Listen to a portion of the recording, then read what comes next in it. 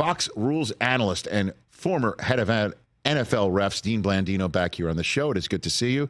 I'm throwing you right in the line of fire, Dean. Let's go. Roman Wilson, touchdown for Michigan. What do you got for me? Because Ohio State fans are like, oh, we should have won by 1 point because that's 7 points. That guy over there thinks that the ball was moving. What do you got for me? It was definitely moving. I think the issue was control, right? To me, whatever they called on the field had to stand. Okay. It wasn't clear and obvious to change it. You've got the end zone involved. So Wilson looked like he had it. Once he has it long enough and we're in the end zone, it can't be a fumble at that point, right? It's either a touchdown or if he doesn't have it, it could have been an interception. I thought whatever they ruled on the field, they had to stay with it. It was just one of those plays where it's that close, and there's subjectivity to it. Does he have control? Is it firm control? Right. How long does he have it? It was one of those plays. Okay, so there was nothing clear and obvious to overturn it. You ask anybody from Scarlet and Gray, and they'll say there was absolutely something. If that play happens at midfield, that's an interception, right? And that's a great point because I think if it happens at midfield, not that the rule's different, I think the officials lean interception. I think they say survival of the fittest, and they go interception. And now we're stuck with, again, ruling on the field's interception. It's not clear and obvious. What's the difference, though? Why does it have to be like that? The difference is in the end zone. Once he has possession and knees down, it's over. Like right? that, it's right over. there, like that, right there. And he does have possession of it. Yeah. Like there Who has possession there? You could see to take a look back at the but play. That picture, you can't tell me who has the ball. No. Take a look back at the play. He's got two hands on it, and his knee is down, and that's when the Ohio State guy tries to rip it out. He pulled it out late. And so if it's on the 50-yard line, officials ruled possession in the end zone. Right. It's over at that point. In the field of play, the rule isn't different. I just think the officials probably might have let it play out a little longer, right? Because now you don't have the end zone involved. But again, neither here nor there. It was too close to change. And now 8 years ago, was that a proper spot? No, I'm just kidding. All right. Let's move to the NFL right now, because I think the NFL has an officiating problem from the point of view of the fan. The fans believe that officiating has never been worse in the National Football League, and that's how I start this conversation. Would you agree with that assessment, Dean Blandino? I don't know if it's never been worse. I've heard this before. I've been involved in NFL officiating since '95, and we've heard this before. It's worse than it's ever been. It's terrible. It's this, it's that. I think the scrutiny is greater. I think the technology, I think the access that we have, the angles, the technology, the 4K everything, of it all too. All of it. And I think there's a disconnect between when you watch a play at full speed on the field from one perspective, and then you take that play and now we're going to analyze it from 4 different angles and super slow motion. There's a disconnect, right? The officials only get that one look. I do feel like we're getting worse on the field because we're relying too much on replay and we're relying too much on technology to help us. And I think we're getting away from the on-field officials and getting them to a point where we don't have to go to replay. We can get it right initially. Really? So what the point of that is what? That the officials are not focused as they don't need to be as focused in the moment because they know there's a backstop? I think they're focused, but I think they're relying too much on replay. They have their wireless communication. They have somebody in their ear. They're not being as decisive, and they're wanting help from upstairs or getting help from upstairs. And they're not. I think I've said this before, and I look at it this way, right? Think of the newer cars today. The newer cars today have all the bells and whistles, right? You back up, it beeps. You got the rear view mirror. You got the camera, all that stuff. Drive a car from 1995. Try to pull out of your driveway. Like it's right. We're worse drivers today because we have all this technology helping us, and that's what I think is happening with the officials to some extent. Is we're relying so much. How many plays have you seen where it's a clear incomplete pass, but they don't make a decision and they let it go, right? And then we come back and we have to put it back and reset the clock. So I think we're relying a little bit too much on replay. I think replay is great. I think we need to add it in some instances, but I think we need to work on the officials and getting them back to basics. Before we get to that, but what about plays that have nothing to do with replay? For instance, how is Josh Allen not being taken down by the back of his jersey and the front of his jersey that is ripped as the son of Ed is staring right at it, man. I mean, and that's so damaging when that happens. Like, he's looking right at it. And those types of plays, Justin Herbert getting hit just as he's going out of bounds or just as he's gone out of bounds. No flag there, but let's flag the offensive lineman that's clearly inflamed by the moment. Sure, like let's not just let it all play out. Let's just be a robot about it. That sort of stuff. And the conversation I hear out of that is that if there were more year-round reps and conversations, if these folks were full-time employees instead of letting them be moonlighters, then that stuff would be cleaned up. How do you answer that? I think the idea of full-time officials, it's a term we like to throw around. I think they are as full-time as anyone can be in season, right? I think they are they watch a ton of film. They work hours upon hours upon hours. Like what? Let's give people an idea of this. So you're going to work your game, right? You get in the day before. You're going to go through an entire pregame the day before on Saturday. 4 or 5 hours, then you're going to work the game. Like, what's the pregame though? Like, the players. You're going through, and that's the preparation during the week. They are scouting the two teams. If we've got the Eagles and 49ers playing on Sunday, yes, sir. Okay, that crew is going to look at the last couple of weeks. They're going to look at if those two teams. They'll go back to the playoff game. They'll look at all of those things. Look for trends, just like the teams are scouting their opponents. Spend time looking at film. Spend time looking at film, looking at tendencies. As a group or individually? Individually during the week, because they all live in different places. Yes, sir. And I think can we get together now with Zoom, the virtual world? We can do that. They have conference calls. They'll go through. And then on Saturday, they'll go through. Okay, we're going to go through, right? The Eagles, obviously, short yardage. This is the brotherly shove. Here's how we're going to officiate. Here's what they do. All of these different things. So that's what goes into a week of preparation. They get the evaluation of their previous game from the league office. They're going through that, mistakes they made, things they need to work on, mechanics, positioning, communication, all of that. So they're spending 30, 40 hours a week looking at that stuff. And it used to be you had a full-time job and you officiated. Now, when you get to this level at the NFL, you're a full-time official and you have a job on the side, or you don't even have a job on the side. I think where they could get better in the offseason, getting officials together more, getting them to OTAs. They go to training camps now. Anytime you can spend more time at your craft, you're going to be better. You're absolutely going to be better. So I think that there's an opportunity there, whether we call them full-time or not. I don't know if the term means anything. What about having them call some of these spring games for other leagues? Absolutely. Honestly, and we've had those conversation. We've had those conversations. What's the holdup? Money? I don't think there is. Is it money? I don't think there is. I think you and that's always been, the NFL has more money than they know what to do with, Correct. right? So they have to put the resources in. I think spring football is an opportunity. We used to have NFL Europe where officials would go. So I think the new spring football league, right, the XFL, the USFL is merging.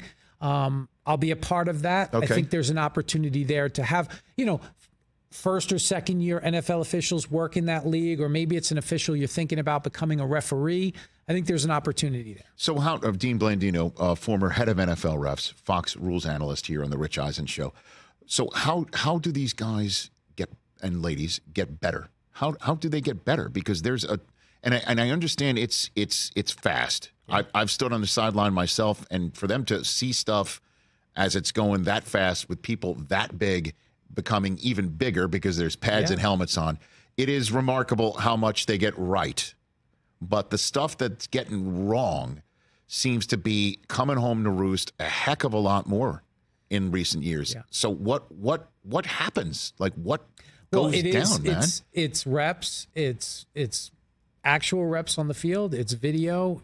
And holding the officials. A lot of people don't know the officials are held accountable. How right? so? They are evaluated on every game. They're evaluated on all the calls they make. They should have made, the positioning, the mechanics, all of it. Their rules knowledge. They have to take exams and pass those exams. And that evaluation, right, that accumulates throughout the season. And if you don't grade out, right, they have a tier system. And if you're in a lower tier, you're not getting a postseason assignment. Then you're kind of going into a remedial training. And then if you don't get up into that acceptable range, they let you go. So it's just not right. We hear when a coach gets fired. We hear when a player gets cut. We don't hear about those things when officials get let go, but they do get let go. They are held accountable. And I just don't know what is the expectation, because I've had Bill Belichick told me the same thing that Jim Caldwell told me in two separate conversations. They both said there are three groups that affect games: coaches, players, and officials. And he said coaches make the most mistakes, then players, then officials. They make the fewest mistakes, but officials are expected to be perfect, right? They're the only group that's expected to be perfect. And I just don't know if they're 95% accurate.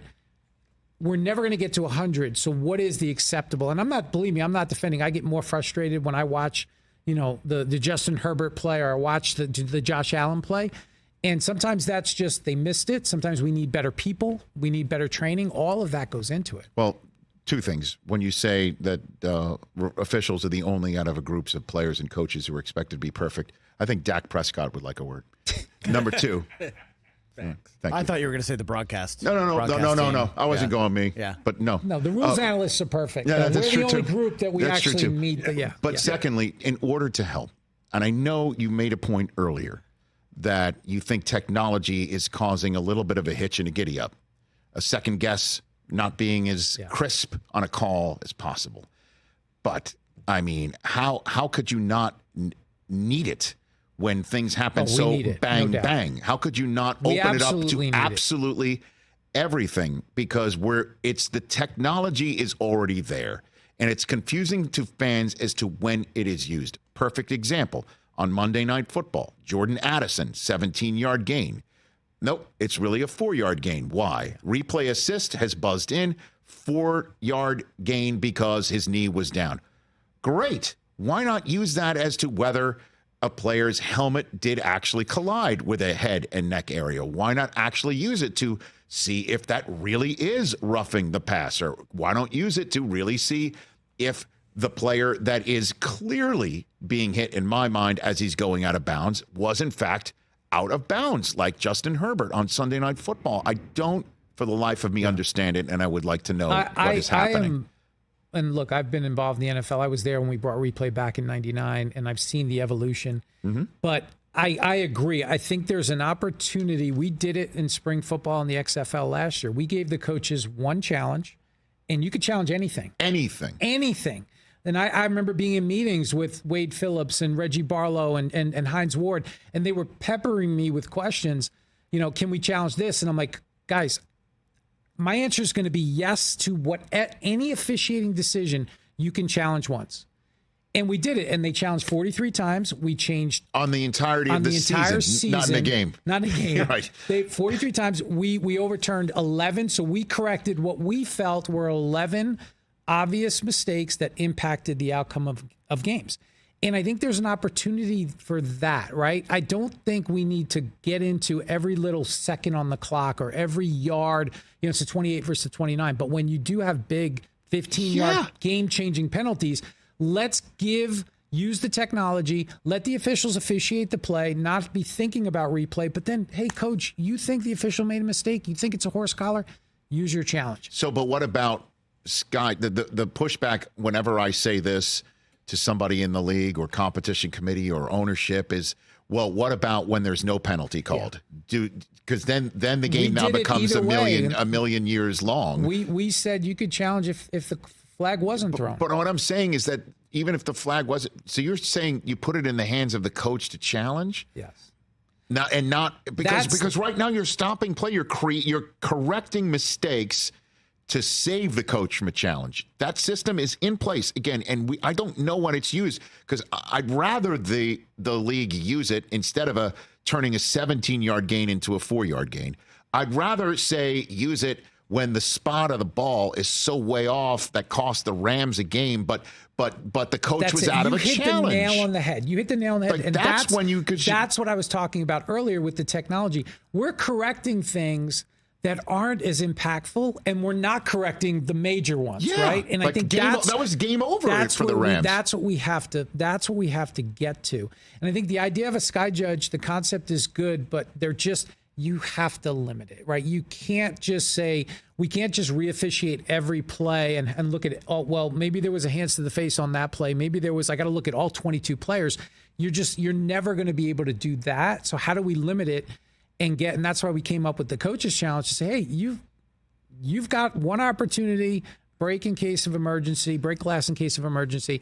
And, and I think going forward, we'll say, hey, if you win one, you get a second one, and those types of things where you can keep it limited, but correct an obvious mistake that is truly going to have an impact on the outcome of the game. I would say any flag that's thrown for 15 yards should be sky judged. Yeah. I not disagree ones with that haven't been called. Yeah, I don't disagree with that. That's where a coach can come in and use my challenge. You missed it. I'll use my challenge there. And maybe, because there's so many of these, they get it right, they get another. Yeah. I don't know. Or 1.5. Or any player safety foul the flag is thrown, that going through kind of an all clear process for, it's a flag, or no, pick it up. Right. I think that works. Because you already have a stop clock, right? Right. And officials are already huddling. So even if the decision isn't made out of the huddle, it still looks as if the officials on the field have made the decision. And I kind of dig that idea because I'm watching every roughing the passer replay through my fingers like I'm watching a horror movie. I'm like, how is this one going to piss me off? We're all over the place with roughing the passer. And the problem, and we've gotten away from this idea of body weight, drives me nuts. Because when I started, you had to actually do something. You had to lift and drive, or lift and slam, do something extra. And now we're just saying, if you just tackle the quarterback and you don't get your body off to the side, it's 15 yards. And that to me is mind-boggling. It's mind-boggling. I have a question. Dean, do you think there's more scrutiny on officiating now, last year, because of the prevalence of gambling? No doubt. No doubt. The people that, look, I get it, and with sports gambling, and that's a part of, now it's legal in however many states it is, there's no doubt that has increased the scrutiny on officials. And I think the NFL has to take that seriously. They really do. Because if you're and especially if they want a piece of the pie, you're going to have to put in controls to say that our games, think about the NFC Championship game in 2018, right? That where that egregious missed call is the pass interference, right?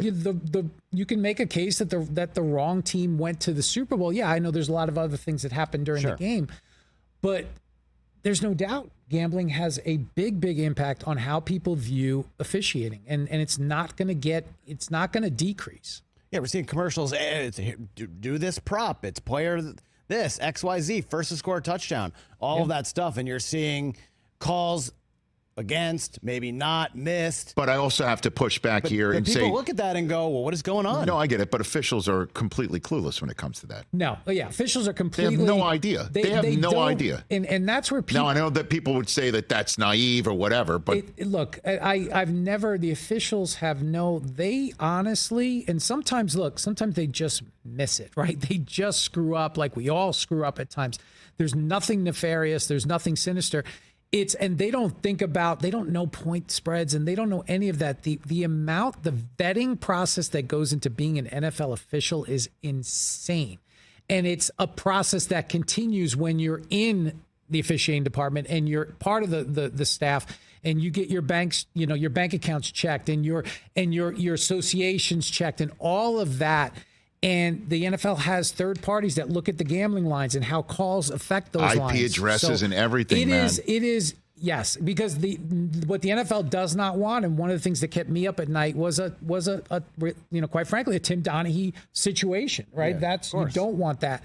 And so they are kept, so far away from that part of it, and they're just people out there doing a job that's really difficult, and they want to get it right, and sometimes they screw up, but the scrutiny has never been greater.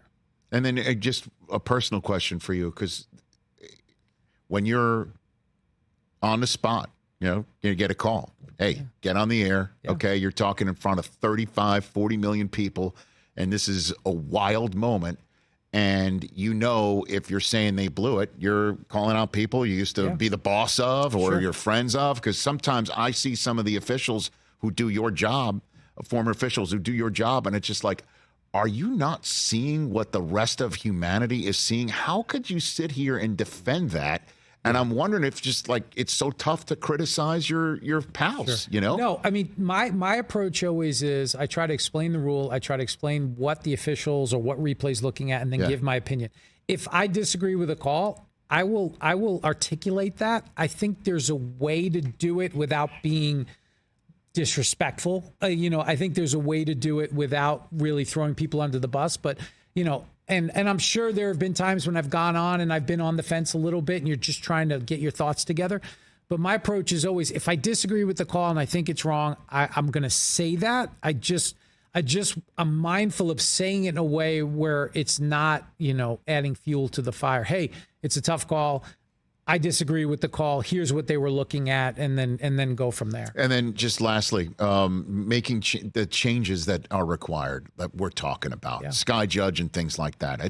I've been around obviously the NFL since 2003 with the NFL Network's advent in our 21st year, and I just see it's like turning around a tanker ship. Yeah. Like it's gotta start in year 1, and by like year 10, they'll understand the tuck rule was dumb to begin with, okay, and the catch rule and things of that nature.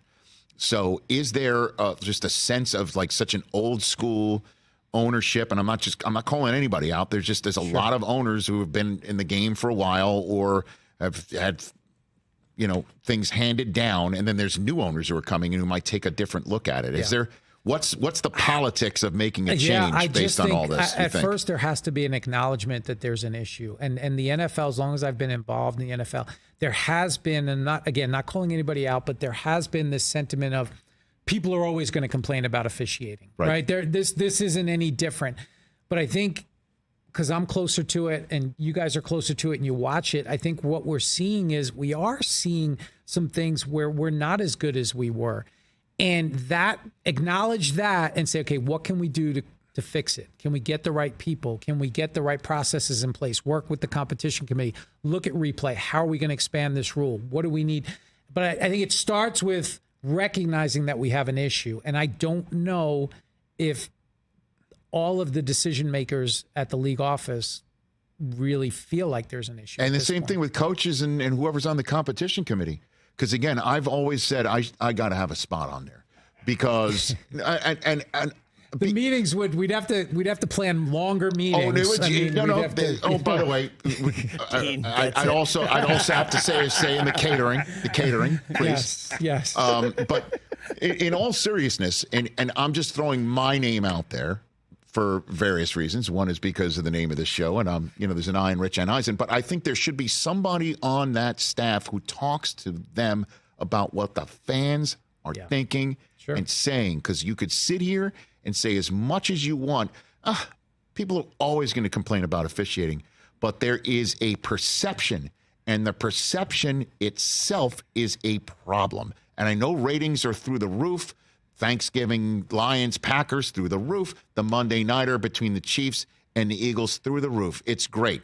But still, there is a perception problem that needs to be addressed when it comes to this part of the game. It absolutely does. But if that perception problem doesn't affect the bottom line, that's where you get that kind of that glacial progress. Like there's no sense of urgency. Because like you said, it's a runaway train, the NFL, and it's because the game is so good, right? It's just amazing. And the league has done a tremendous job in marketing, and we have tremendous people and tremendous players and personalities. Right. And I don't think officiating, I think some people just feel like, it's always going to be that way. Dean, thanks for coming on. I'd love to do this more often. Yeah, absolutely. This is great. Yeah. Love seeing you on there. Certainly when you say Michigan touchdowns should stand as called. I think it's a great part of your job. That's where we started, and that's where we're at. I think it's great. It's called full circle. Fox Rules analyst Dean Blandino here. Can I just verify one thing? Yes. Dez did catch it, though, right? It depends on what rule. Excuse me. What year? What rule? Under today's rule, yes. Under the rule back then, no. Correct. That's it. That's it. Facts. Facts. Still upset. Sorry, Talk pal. rule. Same No thing. matter what you say. By the way, unfortunately, Chris Webber still called timeout too. Happens every single time. that is true. Thanks for coming on. This is Dean Blandino here on The Rich Eisen Show. Catch The Rich Eisen Show every single day on the Roku channel, 12 to 3 Eastern, for free.